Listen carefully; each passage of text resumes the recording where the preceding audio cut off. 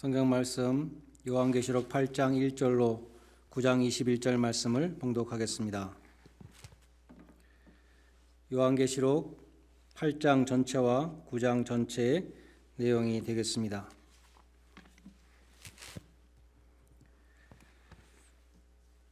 요한계시록 8장 1절부터 제가 봉독하겠습니다.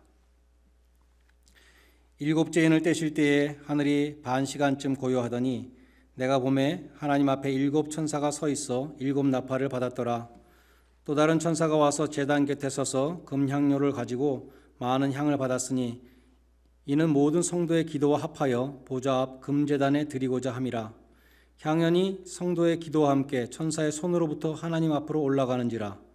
천사가 향로를 가지고 제단에 불을 담아다가 땅에 쏟음에 우레와 음성과 번개와 지진이 나더라. 일곱 나팔을 가진 일곱 천사가 나팔 불기를 준비하더라. 첫째 천사가 나팔을 부니 피 섞인 우박과 불이 나와서 땅에 쏟아지매 땅의 3분의 1이 타버리고 수목의 3분의 1도 타버리고 각종 푸른 풀도 타버렸더라. 둘째 천사가 나팔을 부니 불 붙는 큰 산과 같은 것이 바다에 던져지매 바다의 3분의 1이 피가 되고 바다 가운데 생명 가진 피조물들의 3분의 1이 죽고 배들의 3분의 1이 깨지더라.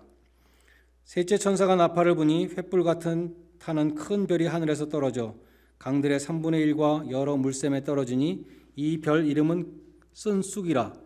물의 3분의 1이 쓴쑥이 되매 그 물이 쓴 물이 되므로 많은 사람이 죽더라.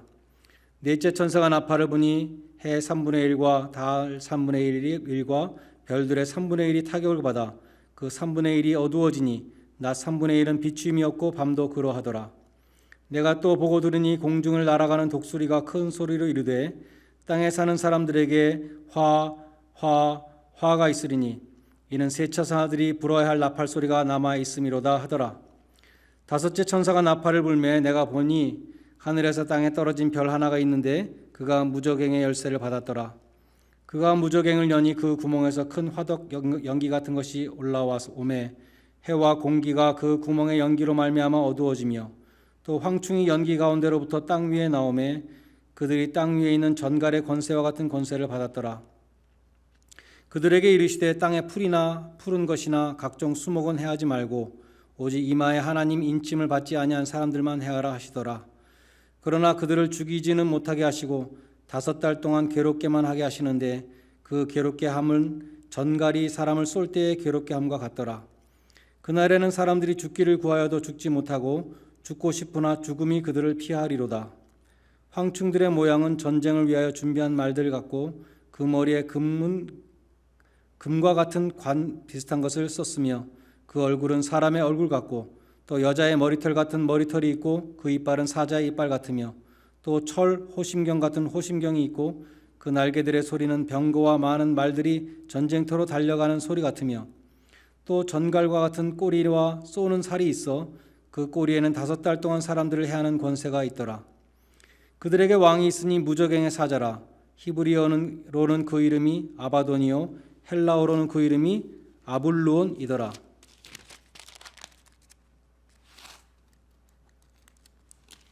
첫째 화는 지나갔으나 보라 아직도 이후에 화 둘이 이르리로다. 여섯째 천사가 나팔을 불매 내가 들으니 하나님 앞 금제단 네 뿔에서 한 음성이 나서 나팔 가진 여섯째 천사에게 말하기를 큰 강 유브라데에 결박한 네 천사를 놓아주라 하매 네 천사가 놓였으니 그들은 그 년 월 일시에 이르러 사람 3분의 1을 죽이기로 준비된 자들이더라. 마병대의 수는 2만만이니 내가 그들의 수를 들었노라. 이 같은 환상 가운데 그 말들과 그 위에 탄 자들을 보니 불빛과 자줏빛과 유황빛 호심경이 있고 또 말들의 머리는 사자머리 같고 그 입에서 불과 연기와 유황이 나오더라. 이 세 재앙 곧 자기들의 입에서 나오는 불과 연기와 유황으로 말미암아 사람 3분의 1이 죽임을 당하리라. 그 말들의 힘은 입과 꼬리에 있으니 꼬리는 뱀 같고 또 꼬리에 머리가 있어 이것으로 해하더라.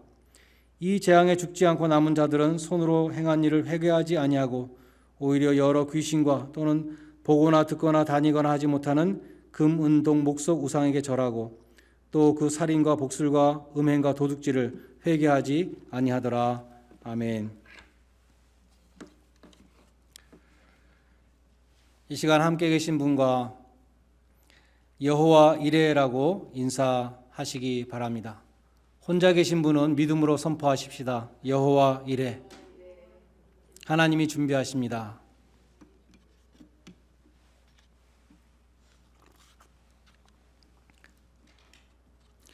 우리를 위하여 속죄의 어린 양을 준비하신 하나님께서 여러분의 쓸 것을 예비하시고 채워주실 줄로 믿습니다. 어제 한국의 대통령이 교회들을 향해서 부활주일 예배를 온라인으로 들어달라 부탁했다는 그러한 기사를 읽었습니다. 한국은 대다수 교회들이 2월 중순경에 온라인 예배로 전환하였고 미국의 대다수 교회들은 3월 중순에 온라인 예배로 전환했습니다. 그래서 한국이 한 달 더 먼저 문을 닫았죠. 그러니까 한국에서 교회가 문을 열었다. 그런 소식이 들려야 우리 미국에 있는 교회들도 희망이 있을 것 같습니다. 교회가 문을 닫았습니다. 온갖 환난과 핍박과 전쟁 중에도 문을 닫지 않았던 교회가 문을 닫았습니다. 저는 이 교회의 문을 닫게 한 바이러스를 사탄 바이러스라고 부르고 싶습니다. 마귀가 원어로 사이를 내는 자이잖아요. 이 바이러스가 사람과 사람과의 모든 관계를 다 단절시키고 예배를 모여서 드리지 못하게 하고 있습니다. 그러니까 사탄이 하고 있는 일하고 결과적으로 똑같은 일을 하고 있는 것입니다. 베드로전서 5장 8절로 9절은 근신하라 깨어라 너희 대적 마귀가 우는 사자와 같이 두루다니며 삼킬 자를 찾나니 너희는 믿음을 굳게 하여 마귀를 대적하라 라고 말씀합니다. 화로에 땔감을 불을 뗄 때 땔감을 이렇게 모아놓죠. 모아놔야지 불이 잘 붙고 오래 갑니다. 그런데 그 땔감들을 하나하나 다 떨어뜨려 놓으면 금방 불이 식고 꺼져 버리는 것이죠. 마찬가지로 우리가 모이지 못할 때 우리의 믿음은 약해지고 마귀의 밥이 되기 쉽습니다. 모이지 못하는 이때가 바로 교회의 영적인 위기이고 모이지 못하는 이때가 여러분 한 사람 한 사람의 영적인 위기입니다. 더욱 정신을 차리고 말씀과 기도 가운데 주님께 가까이 가는 여러분 되시기를 바랍니다. 미국과 한국에서 목회하시는 여러 목사님들 이야기를 들어보면 큰 교회는 큰 교회대로 작은 교회는 작은 교회대로 교회 운영에 많은 어려움이 있고 또 이게 언제 끝날지 모르기 때문에 3달 후에 끝날지 6개월 후에 끝날지 1년 후에 끝날지 모르기 때문에 염려하지 않을 수 없는 것 같습니다. 그런 중에 지난 주간에 우리 교우님들이 교회를 사랑하는 마음으로 평소보다 더 많은 헌금을 보내주신 것을 보고 정말 하나님께 감사를 드렸습니다. 너희는 먼저 하나님의 나라와 그 의를 구하라. 그리하면 이 모든 것을 더해 주신다는 그 주님의 약속의 말씀이 우리 교회와 또 여러분 한 사람 한 사람 가정에 그 말씀 그대로 이루어질 줄로 굳게 믿습니다. 계시록의 7 재앙 시리즈는 7인 7 나팔 7 대접으로 이어집니다. 오늘 8장 1절로 2절은 7인과 7 나팔의 연결고리입니다. 곧 어린 양이 7번째 인을 띄었을 때 7 천사가 7 나팔을 받았다. 그렇게 기록되어 있습니다. 7째 인 속에 7 나팔이 들어있는 것이죠. 8장에는 첫 번째 나팔 재앙으로부터 4번째 나팔 재앙까지가 나오고 9장에서는 5번째와 6번째 나팔 재앙이 나옵니다. 구약에 보면 나팔이라는 것은 군대가 행진할 때에 또 전쟁을 알릴 때 또 큰 절기를 기념할 때 나팔을 불었습니다. 오늘 계시록에서는 하나님의 심판의 재앙을 선포하는 것에 나팔을 부는 것으로 나옵니다.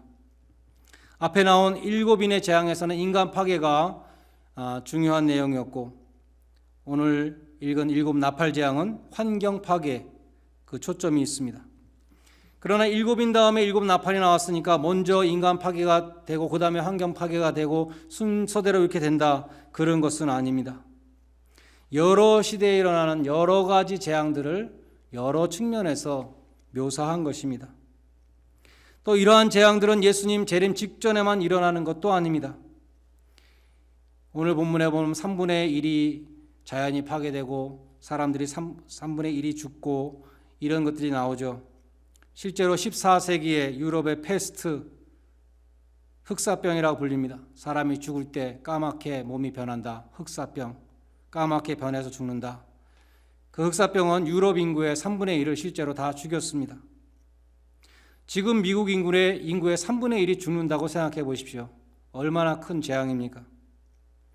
7인과 7 나팔의 재앙은 하나님이 악한 세상을 심판하실 때에 인간 파괴와 환경 파괴가 수반됨을 보여주는 것입니다.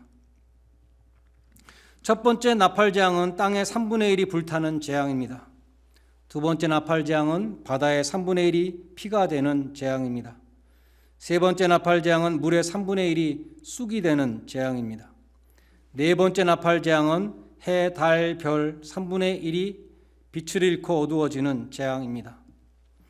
이 상에서 보면 나팔 재앙은 공통적으로 자연의 3분의 1이 파괴되는 재앙입니다.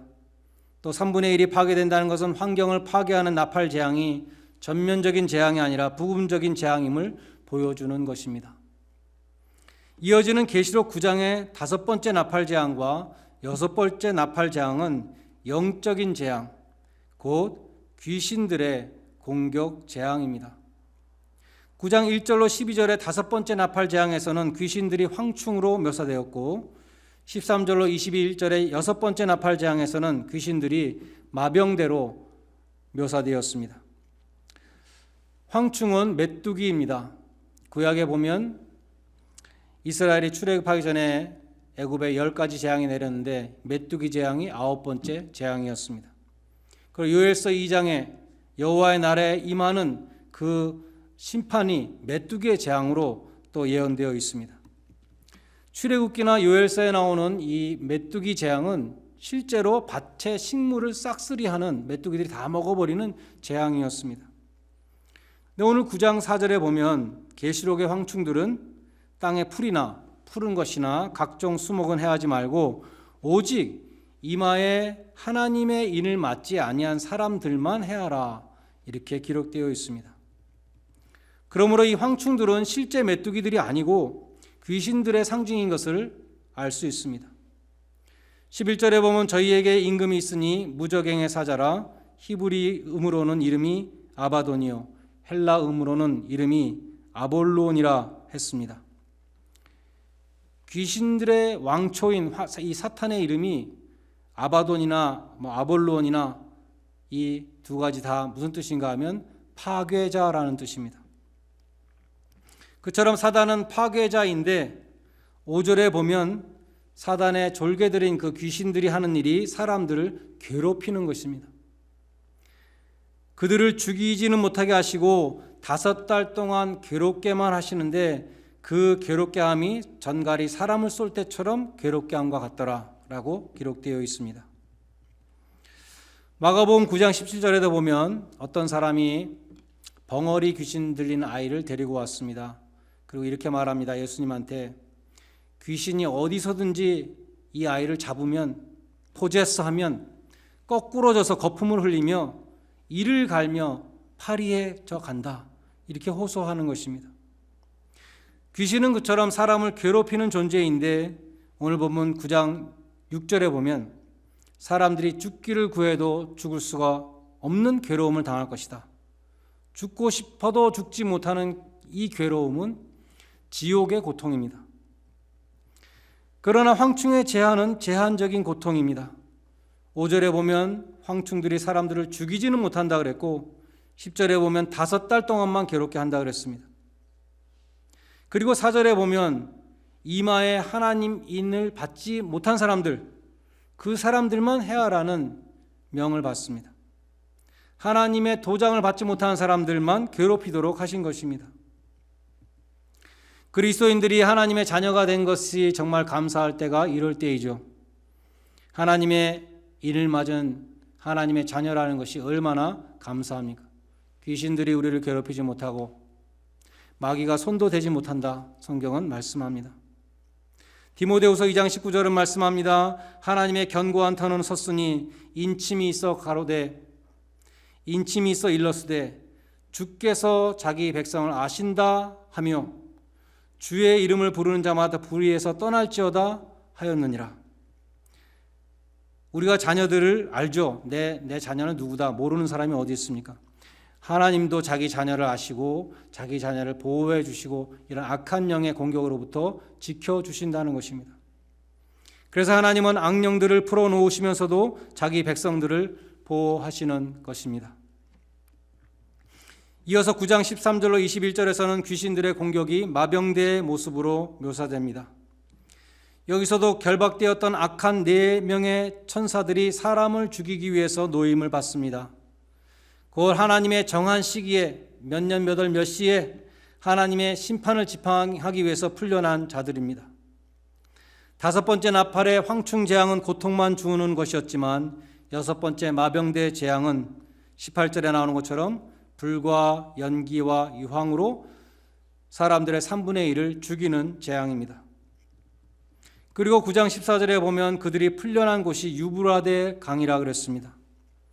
유브라데는 아수르나 바벨론 같은 중동의 강대국들이 일어난 그러한 장소이고 그 강대국들은 성경에서 이스라엘 민족의 죄악을 심판하는 하나님의 몽둥이로 쓰임을 받습니다. 계시록의 종말의 격전지로 나오는 아마겟돈이나 고기나 마곡 같은 그런 장소들도 동일한 장소를 상징합니다. 9장 16절에 보면 마병대의 숫자가 2만만 곧 2억이라 했습니다. 유브라데에서 풀려난 4천사는 이 거대한 귀신들의 무리를 지휘해서 사람들을 죽이는 재앙을 일으키는 것입니다. 나팔 재앙을 요약해 보면 첫 번째 재앙부터 4번째 재앙까지는 자연과 환경에 임하는 재앙이었습니다. 5번째 황충 재앙과 6번째 마병대 재앙은 악령들을 통해서 인간들에게 임하는 재앙입니다. 그러면 7번째 나팔은 어디서 나오는가? 7번째 나팔은 11장 15절에서 울립니다. 그리고 7번째 나팔 속에 들어있는 7 대접이 쏟아지는 것은 16장에서 쏟아집니다. 저는 오늘 본문에 나오는 이 나팔 재앙들을 통해서 3가지를 말씀드리고자 합니다. 곧 교만하지 말아야 된다는 것과 회개해야 된다는 것, 그리고 기도해야 한다는 것입니다. 첫째, 우리는 교만하지 말아야 합니다. 8장 2절에 보면 하나님의 7 천사가 7 나팔을 받았습니다. 구약에도 7 나팔이 나오는 곳이 있습니다. 곧 여리고 성이 무너지는 여호수아서 6장 4절로 5절 말씀입니다. 제가 읽어보겠습니다. 제사장 7은 7 양각 나팔을 잡고 언약궤 앞에서 나아갈 것이요 7번째 날에는 그 성을 7번 돌며 그 제사장들은 나팔을 불 것이며 제사장들이 양각 나팔을 길게 불어 그 나팔 소리가 너희에게 들릴 때에 백성들은 다 큰 소리로 외쳐 부를 것이라. 그리하면 그 성벽이 무너져 내리리라. 이스라엘 백성들이 가나안 땅에 들어가서 첫 번째로 만났던 이 여리고성은 난공불락의 요새였습니다. 여리고성은 35도 급경사의 바위산 위에 건설된 요새였습니다. 1999년에 크리에이션 엑스 니힐로 저널 여기에 실린 성서 고고학자 브라이언트 우드가 여리고성은 외벽과 내벽 2겹으로 되어 있다. 자기의 판에서 다시 재건한 그것을 다시 발표했습니다. 그 논문에 의하면 외벽은 바깥벽은 5m 정도의 높이의 기초 성벽 위에 그 위에 두께 2m 높이 7m의 진흙 벽돌로 벽을 세웠습니다. 그것이 바깥벽입니다. 내벽이 안벽이 또 있었는데 거긴 더 높아요. 높이가 14m 정도 되는 뚝 위에 다시 높이 솟아오른 진흙 벽돌벽의 구조로 되어 있었다는 것입니다. 곧 난공불락의 구조를 가진 이중벽의 성으로서 먹을 양식만 있으면 몇 년도 버틸 수 있는 도저히 무너뜨릴 수 없는 성이었습니다. 그런 여리고성이 7 제사장의 7 나팔 소리에 무너졌습니다. 하나님의 심판 앞에 소돔 성도 무너지고 여리고 성도 무너지고 바벨탑도 무너지고 바벨론 성도 무너졌습니다. 난공불락의 여리고성이 창과 칼에 무너진 것이 아니라 하나님의 나팔 소리에 무너졌습니다. 여러분이 철석같이 믿고 있는 것이 무엇입니까? 나의 여리고성, 나는 끄떡없다. 여러분의 은행 계좌에 있는 돈입니까? 아니면 여러분의 젊음입니까? 미국이 불과 몇 주 전까지 역사상 실업률이 최고로 낮은 호황을 누렸습니다. 불과 몇 주 만에 실업률이 하늘로 치솟고 있고 경제 대공황이 올 수도 있다는 상황이 되었습니다. 그래서 아무도 상상하지 못했던 일입니다. 여러분의 산성은 무엇입니까? 여러분의 포트리스, 여러분의 여리고성, 난공불락의 성을 나는 갖고 있다. 여러분이 그렇게 생각하고 있는 것이 있습니까? 다윗은 사울 왕을 피해서 쫓겨다니는데 피할 곳이 없었습니다.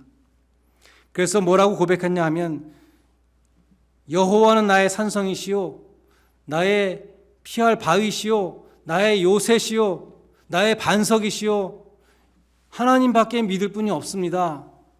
그는 그렇게 고백을 했던 것입니다. 여러분이 믿고 의지하는 재물과 건강은 하루아침에 무너지는 안개와 같습니다. 이 재난 속에서 우리는 겸손을 배워야 합니다. 지금까지 하나님을 의지하지 않았던 교만을 회개해야 하는 것입니다.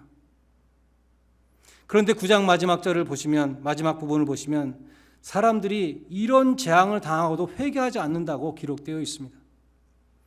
이 재앙에 죽지 않고 남은 사람들은 손으로 행한 일을 회개하지 아니하고 오히려 여러 귀신들을 섬기고 금은동 우상들을 섬기고 살인과 복술과 음행과 도적질한 것들을 회개하지 않더라.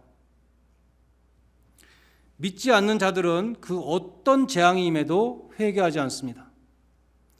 마음이 굳은 자들은 이 모든 재난을 보면서도 절대로 회개하지 않습니다. 이것이 하나님의 경고라고 생각하지 않습니다. 애굽 왕 바로가 그랬습니다. 그는 하나님의 명령을 들었습니다. 내 백성을 보내라.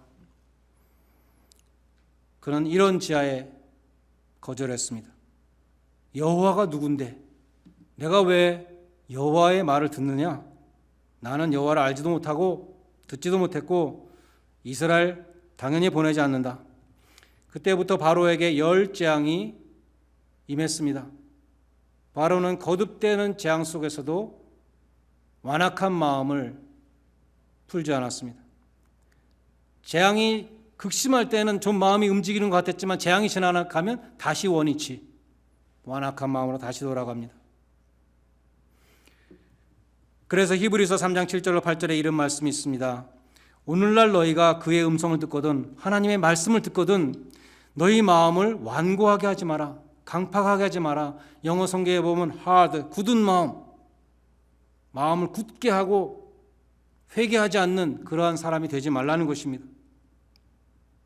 반면에 고린도후서 6장 2절에 보면 보라 지금이 은혜의 때요 지금이 구원의 날이로다 라고 말씀합니다. 고난 중에 회개하고 돌이키는 자에게는 이 고난의 때가 오히려 은혜의 때요 구원의 날이 될 수 있다는 것입니다. 그러나 하나님의 경고를 계속 무시하면 굳은 살이 배겨서 양심에 화인받은 사람이 되고 마는 것입니다. 지금이 바로 그때다. 이 재난의 때. 보라 지금이 은혜의 때요 구원의 날이로다. 이 재난의 때가 하나님을 의지하지 않았던 교만을 회개하는 시간이 되시기를 바랍니다. 우리는 지금 하나님의 나팔 소리를 듣고 있습니다. 재난이 닥쳤습니다. 무엇을 해야 합니까? 교만을 버려야 됩니다. 그리고 회개해야 합니다. 그리고 기도해야 합니다. 오늘 계시록 8장 3절에 보면 일곱 나팔을 받은 일곱 천사 외에 또 다른 천사가 금 향로에 많은 향을 받았다 그랬습니다. 그리고 4절에 보면 금 향로의 향연이 하나님께 올라가는데 성도들의 기도와 함께 올라간다라고 기록되어 있습니다. 이는 하나님이 성도의 기도를 얼마나 귀하게 여기시는가를 보여줍니다. 마치 금 향로에 담겨 있는 그 향과 같이 연락하시고 흠향하신다는 것입니다. 이어지는 5절에 보면 향로를 든 그 천사가 하나님의 보좌 앞에 금단에서 불을 담아서 땅에 쏟았다. 그러니까 땅에서 뇌성과 음성과 번개와 지진이 났다라고 기록되어 있습니다. 이 장면은 하나님의 심판이 성도들의 기도의 결과로 임하는 것을 보여줍니다. 성도들의 기도가 향로에 담겨서 향연과 함께 보호자에 상달되었는데 이어서 그 하나님 앞에 있는 금단의 단으로부터 불이 그 향로에 담겨져서 세상에 쏟아질 때 성도들의 기도를 담고 있었던 그 향로가 하나님 앞에 상달되었고 하나님은 불을 주셔서 그 똑같은 향로에 불이 내려와 쏟아졌다는 것입니다. 성도들의 기도의 결과로 하나님의 심판이 임하는 장면입니다. 이 장면이 당시에 계시록을 받았던 교회들에게 주는 메시지는 무엇이었을까요? 당시에 핍박받고 순교당하는 교회는 하나님의 공의가 실현되지 못하는 것을 보고 정말 하나님은 계신가? 하나님은 뭐하고 계신가? 이러한 생각을 할 수도 있었을 것입니다. 하나님은 왜 침묵하시는가? 언제까지 이런 상황이 계속될 것인가? 이 장면이 보여주는 것은 그들의 기도가 하나님께 상달되고 하나님은 응답하신다는 것입니다. 하나님은 언제까지 불의와 죄악을 관용하시며 언제까지 교회가 이렇게 핍박받고 순교받는 이 상황을 언제까지 하나님 계속하실 것입니까? 성도들의 안타까운 기도가 향연과 같이 하나님 보좌에 상달이 된다는 것입니다. 그리고 하나님 과연 살아계셔서 불로 심판을 행하신다는 것입니다. 하나님의 심판은 이미 작정되어 있습니다. 그럼에도 하나님은 성도들의 기도의 응답으로서 심판을 또한 행하시는 것입니다. 하나님의 뜻은 이루어집니다. 그럼에도 우리는 하나님의 뜻이 이루어지기를 기도해야 합니다. 그것이 주님이 가르쳐 주신 주기도문의 내용이잖아요.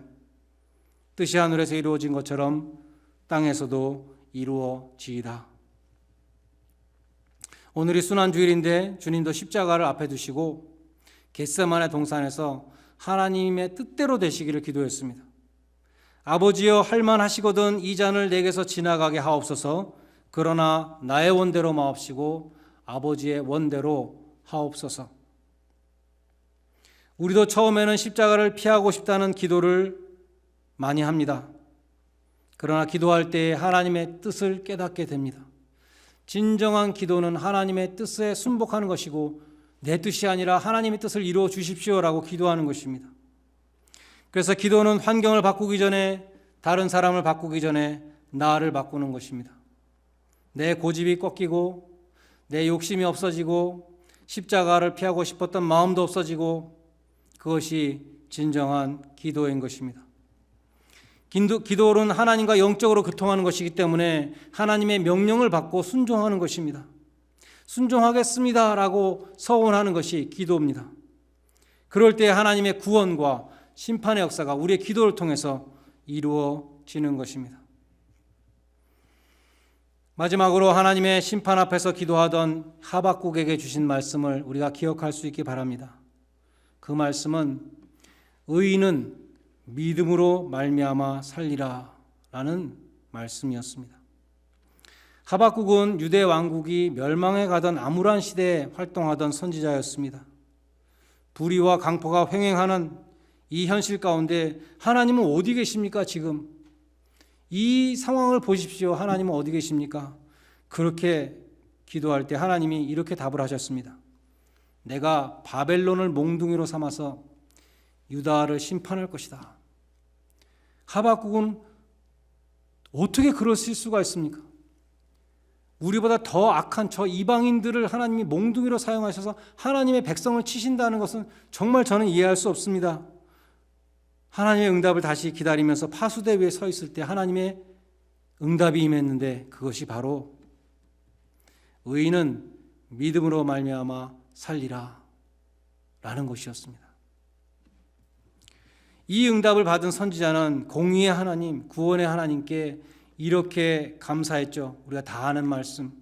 비록 무화과나무가 무성치 못하고 포도나무에 열매가 없으며 감람나무에 소출이 없고 밭에 식물이 없고 외양간에 소가 없고 양이 없고 이 모든 것이 없을지라도 나는 여호와를 인하여 즐거워하며 구원의 하나님을 기뻐할 것이다 라고 고백했습니다.